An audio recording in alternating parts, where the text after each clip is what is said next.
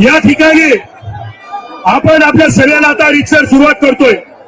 जे तिथं आहेत ते तिथं शांत बसतील, जे शांत बसणार नाहीत ते चुकीचे ठरतील. आणि या ठिकाणी कार्यक्रमाची सुरुवात नीट मध्ये जे विद्यार्थ्यांनी आत्महत्या केलेली आहे त्यांना आदरांजली आपण इथं अंतर अर्पण करतोय. कोणीही जागेवरनं उठणार नाही. 2 मिनिटं पिन ड्रॉप सायलेन्स आपण करतोय. श्रद्धांजलीसाठी 2 मिनिटं.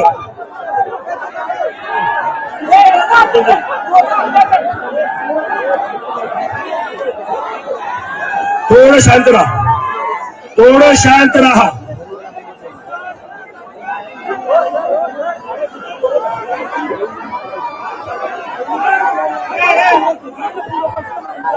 एक मिनिट मित्रांनो एक मिनिट. मी सगळ्यांच्या भावना समजू शकतो. कृपया प्रोटेस्ट जसं शांततेत होऊ द्या. येस दादा प्लीज थोडस जर तुम्ही गेलात मागच्यांना दिसेल प्लीज रिक्वेस्ट करा सगळ्यांना. रिक्वेस्ट करा. भारत माता की, भारत माता की, भारत माता की. वंदे वंदे. युवा शक्ती जिंदाबाद, युवा शक्ती जिंदाबाद. मित्रांनो परत मी पुन्हा एकदा विनंती करतो, शांततेत आपलं आंदोलन झालं पाहिजे. प्रशासनाला आपल्याला सहकार्य करायचं आहे.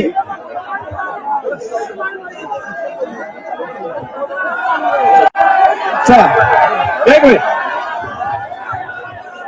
या ठिकाणी आपण आपल्या अंतिम सभेला सुरुवात करतोय, अंतिम चरणच्या सभेला सुरुवात करतोय. मी या ठिकाणी पुणे शहराच्या वतीने या आंदोलनासाठी आलेले आपले नेते दीपक यांना मी स्वागत करतो. सोबतच वांगचून सर यांचं देखील मी या ठिकाणी स्वागत करतो. आणि मी या ठिकाणी माझ्या भाषणाला सुरुवात करतोय.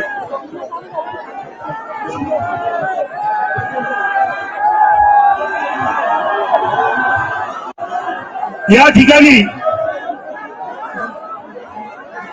सर आप यहाँ पे आए, I have data for you. देशामध्ये दर 30 तासाला 36 तासाला विद्यार्थी आत्महत्या करतो आणि या देशाचं प्रशासन त्यावर काही लेख होत नाही. या देशामध्ये पेपर लीक होतात आणि पेपर लीक झाल्यानंतर विद्यार्थी आत्महत्या करतात, त्यावर सरकार काही बोलत नाही.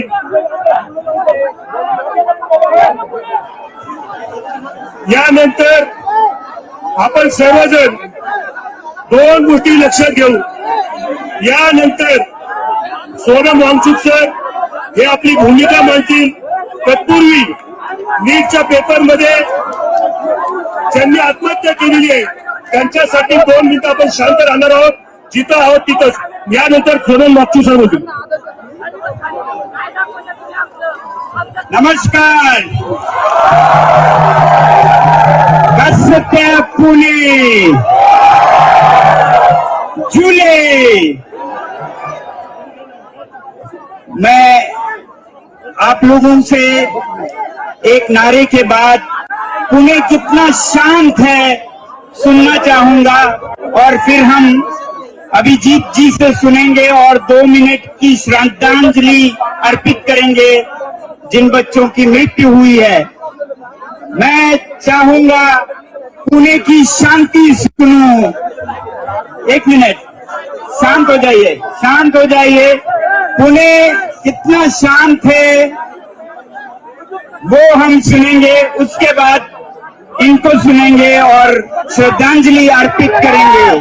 तो मेरे साथ बोलिए भारत माता की, भारत माता की, भारत माता की. शांति शांति. अब बस शांति शांति शांति. पुणे की शांति, पुणे की खामोशी सुनेंगे हम और श्रद्धांजलि अर्पित करेंगे मित्रांनो, आता माझी एक रिक्वेस्ट आहे सगळ्यांना, ज्या स्टुडंट्सनी आत्महत्या केलेली आहे त्यांच्यासाठी आपण श्रद्धांजली अर्पित करायची आहे. पण त्याआधी मी त्या स्टुडंट्सची नावं इथं वाचणार आहे, तर प्लीज प्लीज सगळ्यांनी शांत राहा. पोलिसांना माझी रिक्वेस्ट आहे, थोडं शांतपणे हाताळावं. तर मी आता नावं वाचणं सुरू करतो. सगळ्यांनी आपले टॉर्च ऑन करून त्या लोकांना, त्या स्टुडंट्सला श्रद्धांजली द्यावी. प्रदीप मेघवाल, ऋतिक मिश्रा, अंशिका पांडे, सिद्धार्थ हेगडे, आकांक्षा चतुर्वेदी, रुचि कुमार, मैथिली सोनवणे, भाग्यश्री, अशफा शेख, अंकुश मीना, हर्षा शंकर, रोशन शर्मा, तमीम इकबाल, अनिकेत अंकुश, जीशान, पूजा, मनोज, निखिल प्रताप, मोहम्मद जायद, मोहम्मद उरुज, सौम्या, सुमित, भारत, बगीशा, ऋषित, कल्याणी, परशुराम, आशुतोष, शेंबूल, हे स्टुडंट्स मागच्या 2 वर्षात या सिस्टमच्या फेलियरमुळे यांना आत्महत्या करावी लागलेली आहे.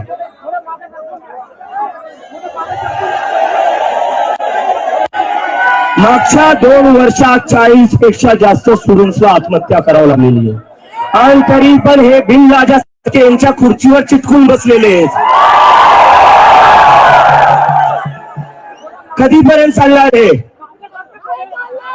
कधीपर्यंत चालणार?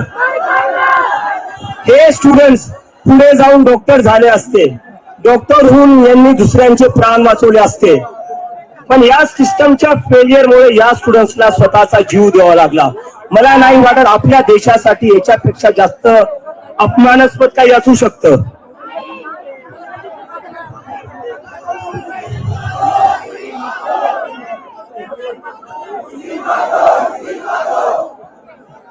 आणि आता येतो मी, जे ऍक्शन या सरकारने घेतलेलं आहे.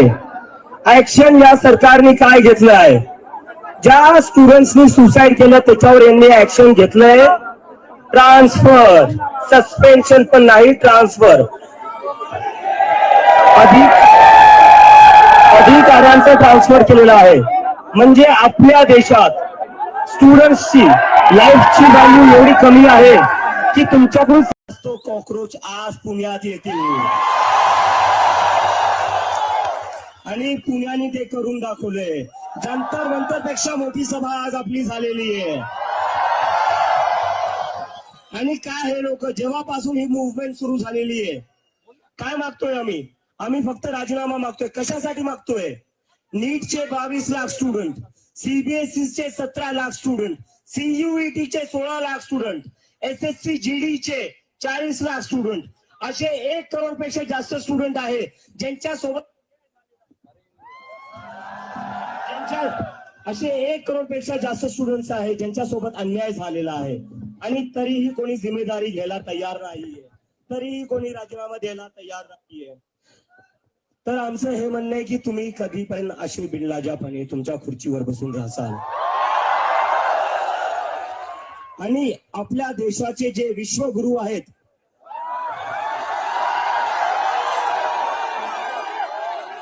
जे महामानव आहेत, त्यांना मला एक प्रश्न विचारायचा आहे. त्यांना एक प्रश्न विचारायचा आहे.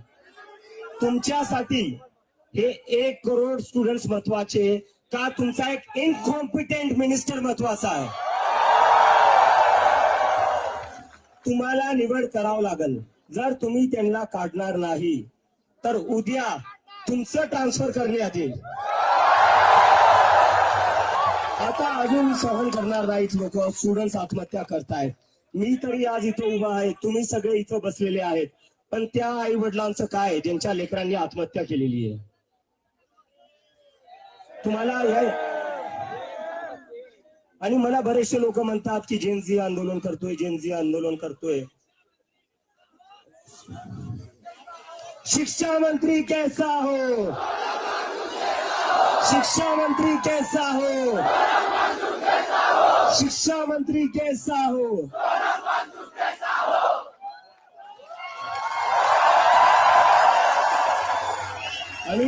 अजून एक सोनम वांगचुक सर.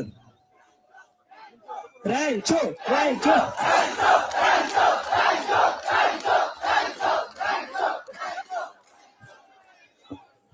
सोनम वांगचुक सर हे या देशातले सगळ्यात मोठे एज्युकेशनिस्ट आहे.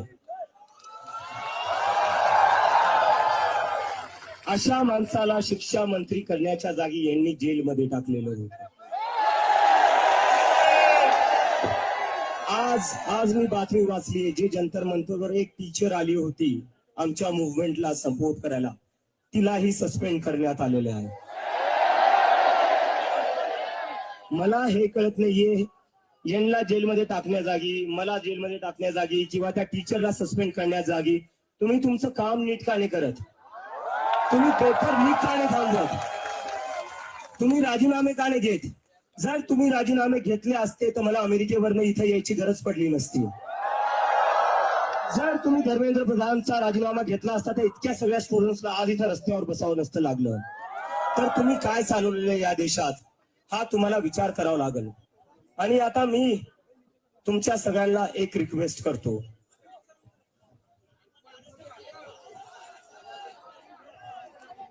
आता मला एक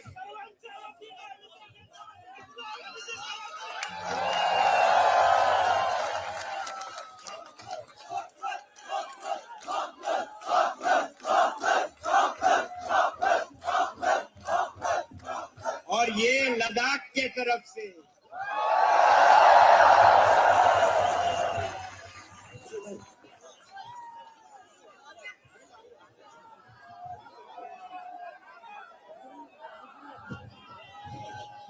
डिग्री आहे, नोकरी कुठे आहे?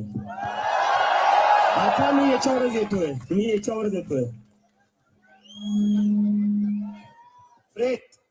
मित्रांनो, मागच्या 10-12 वर्षात